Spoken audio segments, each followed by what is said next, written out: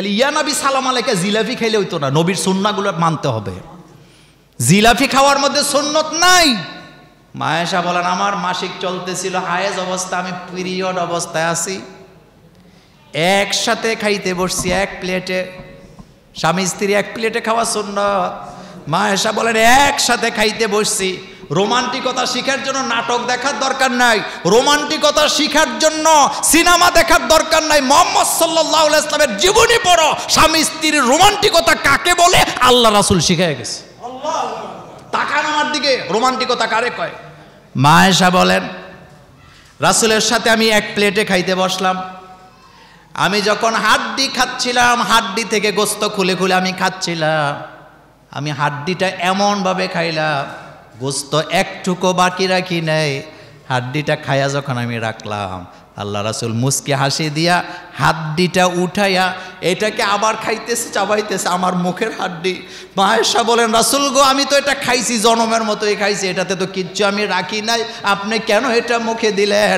আল্লাহ রাসূল মুস্কি হাসি দিয়া বলতেছে, ও আমার আয়েশা শোনো, আমি দুনিয়ার মানুষকে, আমার উম্মতকে জানায় দিতে চাই স্ত্রীদেরকে কিভাবে ভালোবাসা লাগে। আল্লাহু আকবার বলেন মিয়া। হাদিসগুলো কি হালকা মনে হয় আপনার কাছে? হাড্ডি। মা আয়েশা বলেন আমি তো এটা জনমের মতোই খাইছি, আমি তো কোনো কিছু বাদ রাখি নাই রাসূল গো। আল্লাহ রাসূল বলতেছেন আয়েশা তুমি যেই জায়গায় মুখ লাগাইছো হাড্ডিটা মুখে দিয়া আমি বুঝাইতে চাইলাম স্ত্রীদেরকে কিভাবে ভালোবাসতে হয়। হাদিস এখনো শেষ হয় নাই। মা আয়েশা বলেন পানির গ্লাস হাতে নিয়ে আমি পানি খাচ্ছি, পানির গ্লাসটা গোল হয়, আমি পানি খাইতেছি, আল্লাহ রাসূল আমার গ্লাসের দিকে তাকায় আছেন, কোন জায়গায় ঠোঁট লাগাইয়া মুখ লাগাইয়া আমি পানি খাচ্ছি। আমি যখন পানিটা খেয়ে আমি যখন গ্লাসটা নিচে রাখলাম, আল্লাহ রাসূল এবার গ্লাসটা উঠাইয়া যেই জায়গায় আমি ঠোঁট লাগাইছিলাম, যেই জায়গাতে আমি আয়েশার ঠোঁট লাগাইয়া পানি পান করলাম, আল্লাহ রাসূল সেই একই জায়গায় ঠোঁট লাগাইয়া পানি পান করলেন। দুইটা পাতিল একসাথে রাখেন, একটার সাথে আরেকটা ধাক্কা খায়, এই চিন্তা করে স্বামী স্ত্রীর মধ্যে ঝগড়া হয়ে গেলে কাছে চলে যাবেন। নারীরা বেশি কিছু চায় না, কত বুঝাবো এই ব্যাপারে, ওয়াজ করলে সারা দিন রাত করতে পারবো। নারীরা বেশি কিছু চায় না, তার স্বামী যখন তার হাত ধরে ভালোবাসা বাড়ে না কমে, সব ভুলে যায়।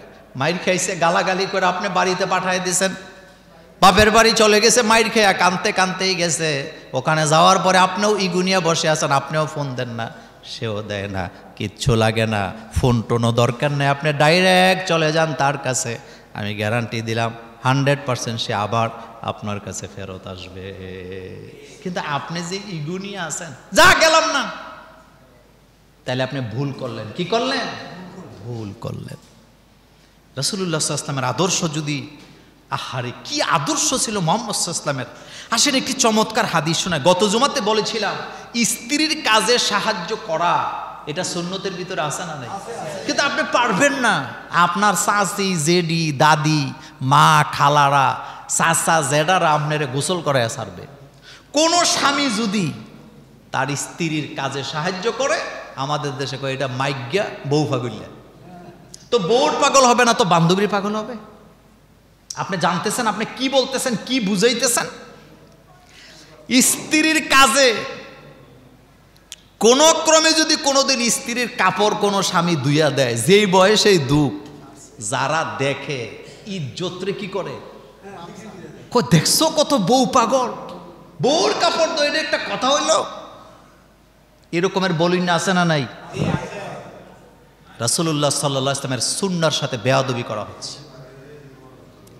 আপনি আপনার জায়গা থেকে স্ত্রীর খেদমতটা করবেন। খেদমত বলতে কি বুঝাইলাম? স্ত্রী অসুস্থ, আপনি তার সেবা করবেন।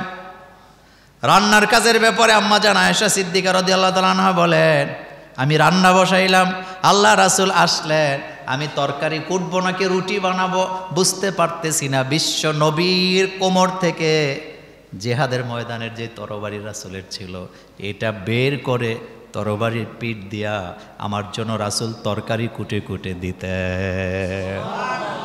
মুসলমানের সন্তানেরা খেয়াল করেন, রাসূল সাল্লাল্লাহু আলাইহি ওয়াসাল্লাম যেই তরবারি দিয়া জিহাদের ময়দানে যুদ্ধ করার জন্য যায়, আল্লাহ রাসূল 29টা যুদ্ধের সেনাপতি ছিলেন। রাসূলের জীবনে 23 বছরের নবুয়তের জীবনে, মাক্কি জীবনে কোনো যুদ্ধ হয় নাই। মাদানী জীবনে আল্লাহ রাসূল 81টা যুদ্ধের নেতৃত্ব দিয়েছেন, সোজা কথা নয়। সেই রাসূলের তরবারি দিয়া স্ত্রীর তরকারি কুটে কুটে সহযোগিতা করে। আর আমরা একটা ছোট্ট দোকান চালাই, আমরা একটা ছোট্ট চাকরি করেও যখন বাসায় আছি, আমি সুলতান সলেমান খান, নওয়াবজাদা নসরুল্লাহ খাঁ বউয়ের কাছে জীবনের তো সহযোগিতা করেই না। যদি তরকারিটা রান্না করতে দেরি হয়ে যায়, উল্টো বউরে গালাগালি করে। এমন নওয়াবজাদা নসরুল্লাহ খাঁ স্বামী আছে না নাই? কি মজার জিনিস বালাই না, কি মজার জিনিস। স্বামী স্ত্রীর জীবনটা, ওই যে গত জুমায় বলেছিলাম, স্বামী স্ত্রীর ভালোবাসাটা আল্লাহর নিদর্শন। সুবহানাল্লাহ পড়েন। স্বামী স্ত্রীর ভালোবাসাটা আল্লাহর কি নিদর্শন। মা আয়েশা বলেন, আমি ছোট ছিলাম, গুরুত্বপূর্ণ হাদিস, আল্লাহ রাসূল জিহাদের ময়দানে চলে গেছেন, একটু পরে আসবেন রাতের বেলা। আমাকে বলে গেছে, আয়েশা রাতের বেলা আমি যখন আসবো তুমি আমার জন্য রুটি বানায় রাখবা, দুইজনে একসাথে এক প্লেটে খাবো। কথা বুঝেন নাই? রাসূল তখন প্রেসিডেন্ট, মুহাম্মদ সাল্লাল্লাহু আলাইহি ওয়াসাল্লাম তখন কি? তিনি একজন রাষ্ট্রপ্রধান। তিনি তার স্ত্রীকে বলতেছে, রাতের বেলা আমি আসবো, তুমি রুটি বানায় রাখবা, একসাথে এক প্লেটে খাবো। রাসূল রাতের বেলা আসতে কিছু খায় নাই, চিন্তা একটা স্ত্রীকে সাথে নিয়ে খাবে। মা আয়েশা বলেন, আমি রুটির খামির বানাইতেছিলাম, আমি ছোট মানুষ, আমার ঘুম চলে আসছে খামির বানাইতে বানাইতে। খামিরও বানান শেষ, আমি এমন ঘুম দিছি জায়গায় পরে ঘুমায়া গেছি। আমি নতুন নতুন বিয়ে হইলে ঘুম বেশি হয় না কম হয়? কথা কর না কেন? নতুন নতুন বিয়ে হইলে ঘুম কম হয় না বেশি হয়? আরে বাপরে বাপ, নতুন নতুন বিয়ে হইলে মেয়েদের ঘুম একটু বেশি হয়, এটা স্বাভাবিক প্রক্রিয়া। কিন্তু স্বামীর ভাই বোন, ননদ, এরপরে কি ননস, শাশুড়ি, 14 গোষ্ঠী এমন খোটা দেওয়া শুরু করে, এত ঘুমায়নি, আরে বাবুরি জমিদারের মেয়ে বিয়ে করায় আনছে, খালি ঘুমায় আর ঘুমায়, এরকমের বলুন না লোক আমাদের জুমুরে নাই। আরে ভাই নতুন বিয়ে হয়েছে মেয়ে, সে তো ঘুমাবেই, এটা স্বাভাবিক। তার ঘুম বেশি হবে, সে সকালে একটু বেশি ঘুমাইতে চাবে, একটু ছাড় দিলে কি হয়, কিন্তু না, ছাড়তে রাজি। মা আয়েশা বলেন, আমি ঘুমায় গেছি, খামিরগুলা পরে ছিল, আমি ঘুমায় গেলাম। 2টা বকরির বাচ্চা এসে পুরা খামিরটা খেয়ে ফেলছে, আমার খবর নাই, আমি ঘুমে। বিশ্ব নবী আমার সাথে রুটি খাবে, সোজা কথা নয়, আমি তো ঘুমাইয়াই গেছি। এবার রাসূল সাল্লাল্লাহু আলাইহি ওয়াসাল্লাম কখন আসছে আমি জানি না। আল্লাহ রাসূল ঘরে এসে দেখে আয়েশা খালি জায়গায় কাইত হইয়া ঘুমায় রয়েছে, খালি পাতিল পরে আছে, খামিন নেই। পেছনে তাকায় দেখে 2টা ছাগলের বাচ্চা জাবর কাটতাছে। আল্লাহ রাসূল বলেন, আমি বুঝে গেছি কামটা কারা করছে। কথা কর না কেন? কামটা কে করছে? ওই যে খাইছে যে, এখন আবার জাবর কাটতেছে। আমি আর আপনি যদি হইতাম, বোরে কেমন ফিডানি দিতেন? ফিডানের আগে লাথি মারতেন আপনি পাছার মধ্যে, যে কি গোম গোমাস, আমি কয়ে গেছি তোরে রান্না করে রাখার জন্য। কথা কি বুঝতেছেন? বিশ্ব নবী নেতা, তিনি প্রেসিডেন্ট, স্ত্রীকে ডাকায় নাই, ডাকে নাই, নিজে আবার আটা নিছে, নিজের হাতে খামির বানাইছে, নিজে রুটি বানাইছে, তরকারি রান্না কইরা। স্ত্রী তো ঘুমায় আছে, খবর নেই।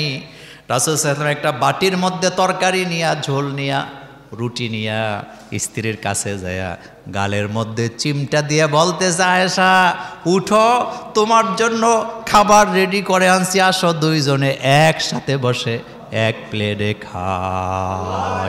আল্লাহু আকবার বলো মিয়া। খালি ইয়া নবী সালাম আলাইকা জিলাপি খাইলে হইতো না, নবীর সুন্নাহগুলো মানতে হবে। জিলাপি খাওয়ার মধ্যে সুন্নত নাই। বিশ্ব নবী বলতেছে, আয়েশা উঠো, আমি তোমার জন্য তরকারি রুটি নিয়ে আসছি। মা আয়েশা বলেন, কাঁচা ঘুম থেকে চিৎকার দিয়ে উঠলাম, আমি বিশ্ব নবীর কোমরের মধ্যে জড়ায়া ধরলাম। কথা কি শুনতেছেন? কোথায় জড়ায়া ধরলাম? আমি দড়ায়া ধরে আমার স্বামীকে বললাম, ইয়া রাসূলুল্লাহ সাল্লাল্লাহু আলাইহি ওয়াসাল্লাম, বেয়াদবি হয়ে গেছে, ঘুমকে কন্ট্রোল করতে পারি নাই, আমি ঘুমায়ে গেছি।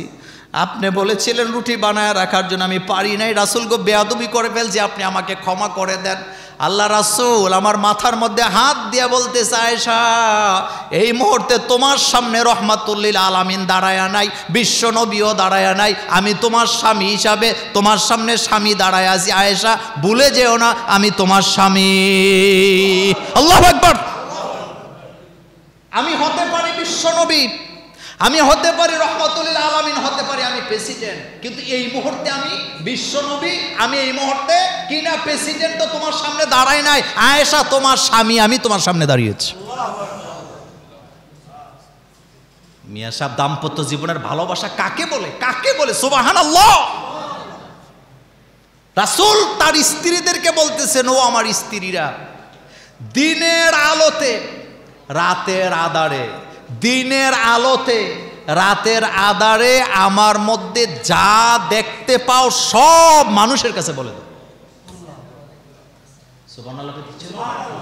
দিনের আলোতে রাতের আঁধারে আমার সাথে যা দেখো সব মানুষের কাছে বলে দাও। এরপরে স্ত্রীদেরকে নিয়ে মাঝে মধ্যে ঘুরতে যাওয়া, বেড়াতে যাওয়া। কোথায় যাওয়া? কিছু কিছু পুরুষ আছে এটা আমার দ্বারা হয় না, এটা ব্যর্থতা। এটা কি? রাসূলুল্লাহ সাল্লাল্লাহু আলাইহি ওয়াসাল্লাম সফরের হালাতে স্ত্রীদেরকে নিয়ে যেতেন। আম্মাজান আয়েশা সিদ্দিকা রাদিয়াল্লাহু তাআলা আনহা থেকে লম্বা একটি হাদিস আসছে আমার কলিজার ভাইয়েরা, বুখারী মুসলিমের হাদিস আসছে। মা আয়েশা বলে, খারাজতু মা রাসূলিল্লাহি সাল্লাল্লাহু আলাইহি ওয়াসাল্লাম, আমি রাসূলুল্লাহ সাল্লাল্লাহু আলাইহি ওয়াসাল্লামের সাথে ঘুরতে বের হলাম, সফর অবস্থায় ছিলাম। আমি ছিলাম অল্প বয়স্ক, আমি ছিলাম অল্প বয়স্ক। কাফেলা চলতেছে সামনের দিকে। আল্লাহ রাসূল কাফেলার লোকদেরকে বললেন, ও কাফেলার লোকেরা তোমরা সামনে চলে যাও, আমি একটু আমার স্ত্রীকে নিয়ে ধীরে ধীরে যাব। মা আয়েশা বলেন, রাসূলুল্লাহ সাল্লাল্লাহু আলাইহি ওয়াসাল্লাম আমাকে নিয়ে ধীরে চলার কারণে কাফেলার লোকেরা অনেক সামনে চলে গেছে। আল্লাহ রাসূল আমাকে বলতেছে, আয়েশা চলো আমরা দুইজনে একসাথে দৌড় দেব, ম্যারাথন দৌড়। কি দৌড়? দৌড় দেব, চলো দৌড় দেই। স্বামী আর স্ত্রী, বিশ্ব নবী, আপনি চিন্তা করতে পারেন, আখিরি জামানার নবী, আখিরি জামানার নবী, তিনি তার স্ত্রীকে নিয়ে দৌড় দিতেছে। আপনি সোজা মনে করছেন ব্যাপারটা? এটা হালকা মনে হয়? আমি মোল্লা নাজিম যদি আমার বউরে নিয়ে আপনাদের জমুরে এসে দৌড় দেই, আপনারা আমার সুনাম করবেন না দুর্নাম করবেন? কব সি সি সি সি সি, হুজুর মানুষ এত নির্লজ্জ হয়, বউ লয়ে দৌড় দিছে। বিশ্ব নবী স্ত্রীকে নিয়ে দৌড় দিলেন।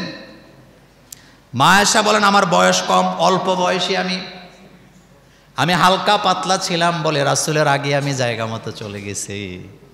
জায়গা মতো চলে গিয়ে আমি এত খুশি ছিলাম, পেছনের দিকে তাকায় বললাম, ইয়া রাসূলুল্লাহ সাল্লাল্লাহু আলাইহি ওয়াসাল্লাম, আপনি আমার সাথে দৌড় দিয়ে পারলেন না। আল্লাহ রাসূল মুস্কি হাসি দিয়ে বললেন, তোমার জন্য দোয়া করি, তুমি ফার্স্ট হয়েছ। রাসূল হাসি দিলেন, তুমি ফার্স্ট। মা আয়েশা বলেন, এর কিছুদিন পরে আবার ঘটনা ঘটলো, আমি এবার একটু মোটা হয়ে গেছি। আমি এখন একটু মোটা হয়ে গেছি, স্থূল হয়ে গেছি। এবার রাসূল বললেন, আয়েশা চলো আবার দৌড় দেই। আমি তখন বললাম, রাসূল গো, আগেই তো হারছেন, আজকে কি পারবেন নাকি? রাসূল হাসি দিয়ে, আজকে হবে ফাইনাল খেলা। আজকে কি খেলা? ওইটা ছিল কি খেলা? সেমিফাইনাল, আজকে ফাইনাল হবে। মা আয়েশা বলেন, দৌড় দিলাম, আমি স্থূল হয়ে গেছি, হাজারো চেষ্টা করলাম, কিন্তু রাসূলের সাথে আমি পারলাম না। রাসূল আমার অনেক আগে জায়গা মতো চলে গেছে। আমি হাঁপাইতে হাঁপাইতে রাসূলের কাছে যাওয়ার পরে, আমার স্বামী কতটা কৌশলী ছিলেন, তার কাছে ভালোবাসার কোনো অভাব নাই। আমার স্বামী মুহাম্মদ সাল্লাল্লাহু আলাইহি ওয়াসাল্লাম আমার দিকে তাকায়া মুস্কি হাসি দিয়া বলে, আয়েশা ওই দিনের জবাবটা আজকে দিয়া দিলাম। বিশ্বনবীর চরিত্র ফুলের চাইতেও পবিত্র। আর আমাদের দেশের মহিলারা রাগ বাঙ্গাইতে লাগে 6 মাস। ইগু কি? স্বামীটা ঘরে গেলেই হুপ হুপ করে। আমার কলেজার ভাইয়ারাম, আরো মজার হাদিস শোনা, স্ত্রীকে রাসূল কিভাবে ভালোবাসতেন। আল্লাহ রাসূল বলে, আল্লাহ রাসূলের ব্যাপারে আম্মা জান আয়েশা সিদ্দিকা রাদিয়াল্লাহু তাআলা আনহা বলেন, যখন কোনো ছাগল বকরি জবাই করা হতো, আপনারা কি ঘুমাইছে? কথা কি শুনতেছেন? মা আয়েশা বলেন, যখন কোনো ছাগল বকরি জবাই করা হতো, আল্লাহ রাসূল গোস্তগুলাকে ছোট ছোট পোটলা করতেন। পোটলা করে সেগুলোকে একটা বর্তনের মধ্যে নিয়ে রাসূল গলিতে গলিতে ঘুরতেন, খাদিজার বান্ধবীরা কোথায় আছে। আল্লাহ রাসূল তার গোস্তের টুকরা, গোস্তের পোটলাগুলা খাদিজার বান্ধবীর বাড়িতে পৌঁছায় দিতে। আমার ভাইয়েরা একটু চিন্তা করেন তো ঠান্ডা মাথায়। খাদিজা রাদিয়াল্লাহু তাআলা আনহা দুনিয়াতে নাই, তিনি দুনিয়া থেকে চলে গেছেন। তার বান্ধবী খাদিজা রাদিয়াল্লাহু তো ব্যবসায়ী ছিলেন, সামাজিক লোক ছিলেন, তো তার তো বান্ধবীর কোনো অভাব ছিল না। রাসূল সাল্লাল্লাহু আলাইহি সাল্লাম বিশ্ব নবী, তার স্ত্রীর বান্ধবীদের বাড়িতে বকরির গোস্ত পোটলা বানায় খুঁজে খুঁজে নিয়ে দিয়ে আসেন। আর আপনি যদি আপনার স্ত্রীর বান্ধবীর বাড়িতে গোস্ত লইয়া যান, আপনার স্ত্রী আপনার গলা টিপ দিয়ে বলবে, ওদের সাথে তোমার সম্পর্কটা কি? কথা ঠিক বলে নাই? ওদের সাথে তোমার, আমরা তো হুজুর মানুষ, আমাদের কাছে কত ফোন হয়তো আসে, যদিও বেশি ফোন টোন ধরা হয় না, কিন্তু ফোন তো আসে, আসে না? যদি কোনো কারণে কোনো মহিলারা মাসালা জানার জন্য ফোন দেয়, বলার জন্যই বলছি, আমার ভাইয়েরা, এত ভালোবাসার পরও স্ত্রীর একটা কান ওইদিকে খাড়া করায় রাখে, কি কথা বলতেছে। কথাটা এই জন্য বলি নাই, কথাটা বলছি অন্য কারণে। তার স্ত্রীর বান্ধবীদের কথাও বলে যায় নাই, তাদের বাড়িতে পর্যন্ত আল্লাহ রাসূল গোস্ত পাঠা দিতে। মা আয়েশা বলেন, খাদিজার বান্ধবীর বাড়িতে রাসূল গোস্ত পাঠায়। আমি রাগান্বিত হয়ে বললাম, ইয়া রাসূলুল্লাহ সাল্লাল্লাহু আলাইহি ওয়াসাল্লাম, আপনি খাদিজাকে এত ভালোবাসেন? প্রশ্নবোধক, আপনি খাদিজাকে এত ভালোবাসেন? একথা বলার পরে আল্লাহ রাসূল আমাকে বললেন, ও আয়েশা শোনো, খাদিজার ভালোবাসা আমার অন্তরে গেঁথে গেছে। সুবহানাল্লাহ, বাড়ি যায়, খাদিজার ভালোবাসা আমার অন্তরে গেঁথে গেছে, এটা ভোলা যাবে না। কারণ আসমানের নিচে জমিনের উপরে খাদিজার চাইতে এত দামি নারী কেউ নাই।